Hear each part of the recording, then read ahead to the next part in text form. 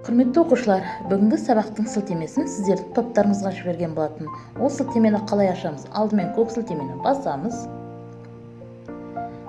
Сайт ашылады.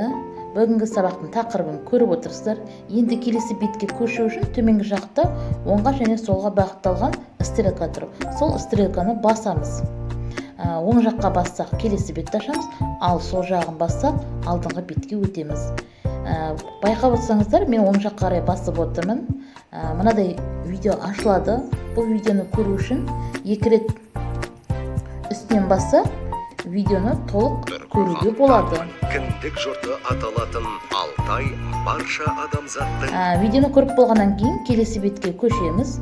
Осылай бірнеше беттерді ашып отырып, соңғы бетке қарасаңыздар, сіздерге мынадай бүгінгі тақырып бойынша сұрақ берілген.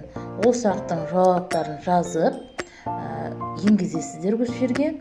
Жазып болғаннан кейін соңынан отправить дегенді басып жібересіздер.